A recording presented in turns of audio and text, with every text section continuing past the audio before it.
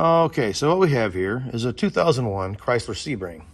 I have a steering wheel here that does not have radio controls, just has the cruise control functions here and here. Currently on the dash right up here, the dashboard light stays on that just says airbag. Along with that being on, the horn does not work, see? And the cruise control does not work.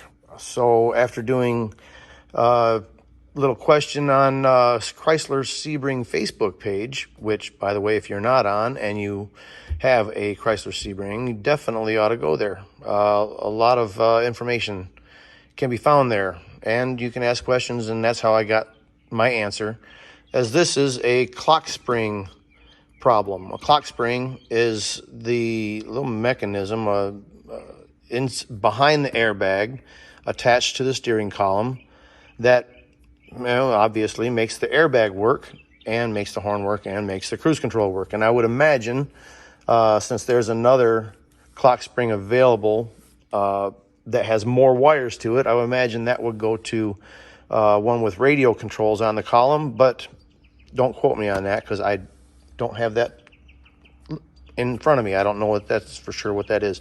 Anyways, the first thing you want to do when replacing the Clockspring coil, Clockspring, whatever, is you want to make sure your battery is disconnected. Now, the battery on a Chrysler Sebring is behind the driver's side front tire, up there around behind the plastic wheelhouse liner.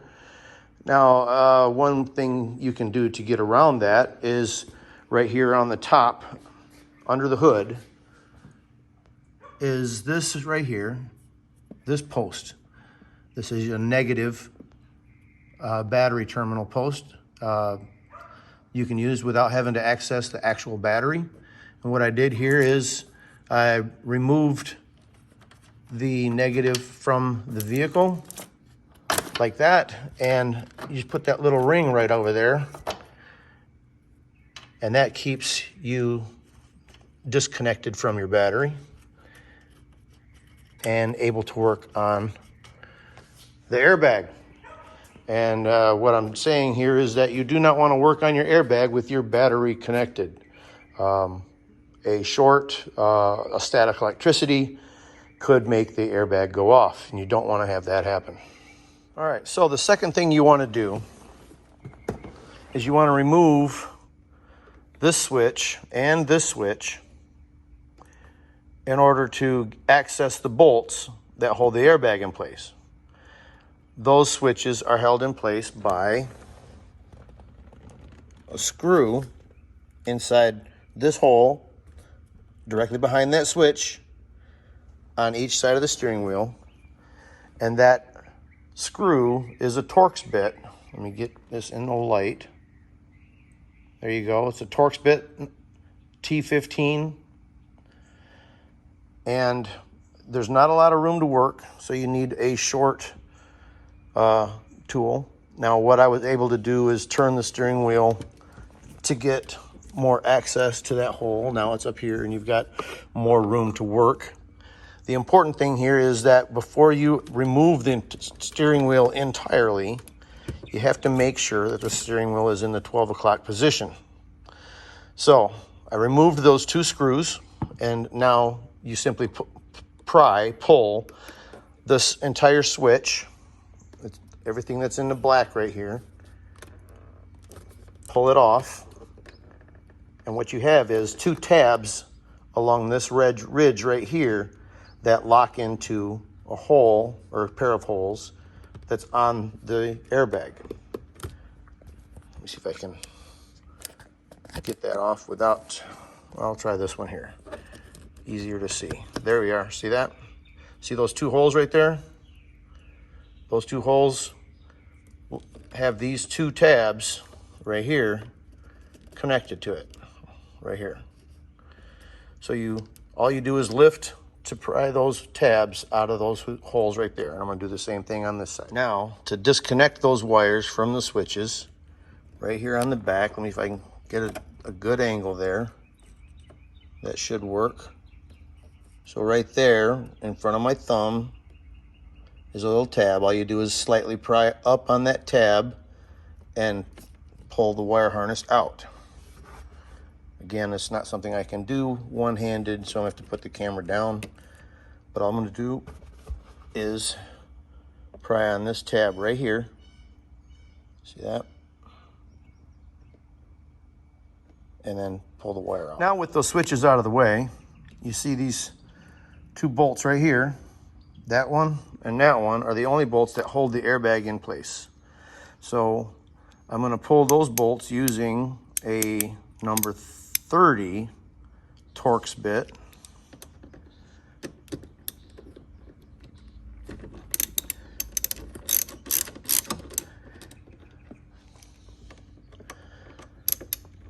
And then when you get these bolts fully removed, you simply lift the airbag away from the steering wheel, but do not separate it very far because there's wires attached to the back of the airbag. And those wires are connected to this clock spring that we're going to be replacing. There's one. Come on.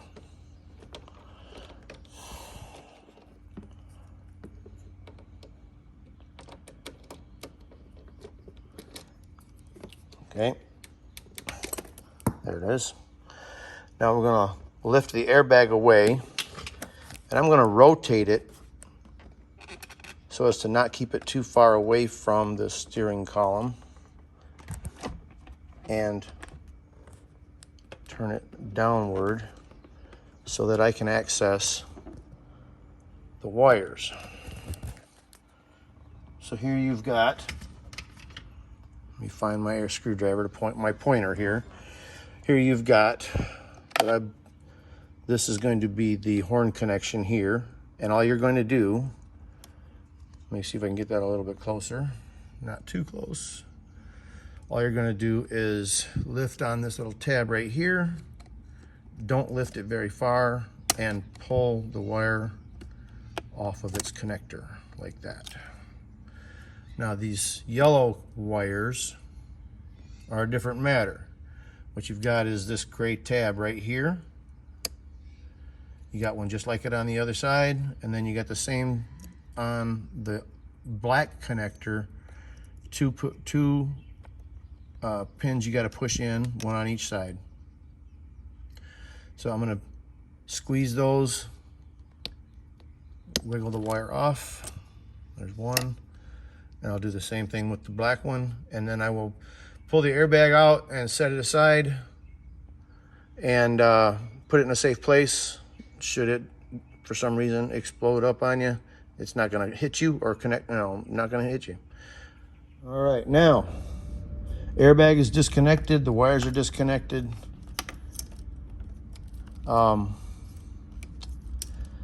I'm going to remove the 13 millimeter bolt that holds the steering column to the steering wheel to the steering column.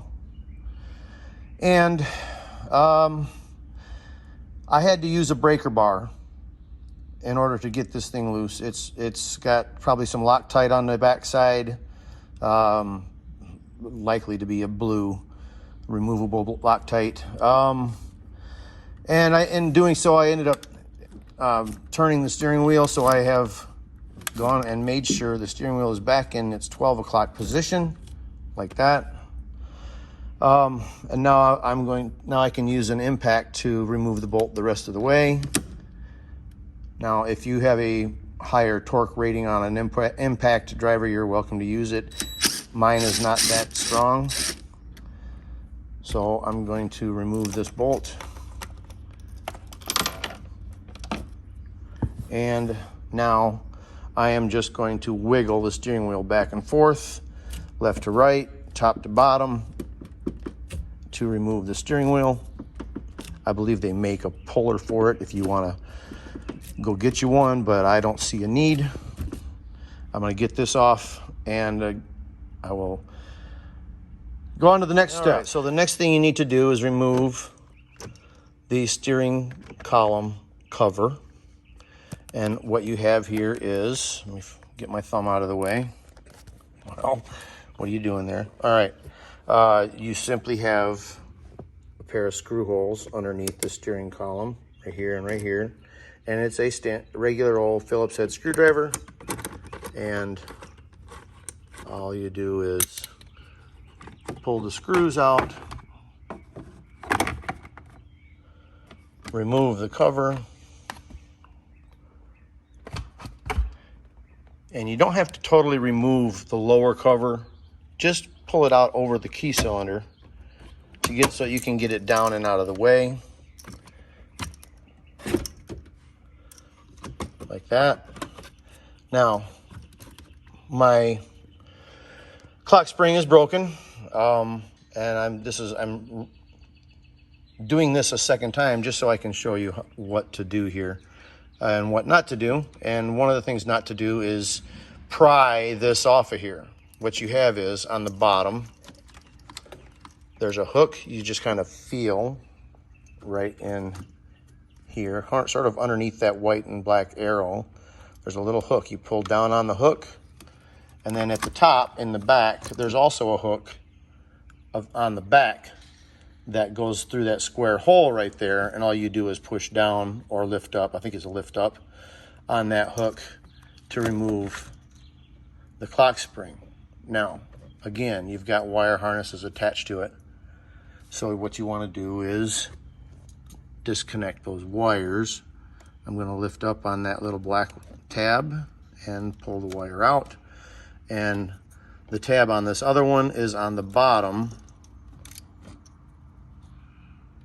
right here, and you'll just lift up on that and pull the wire out.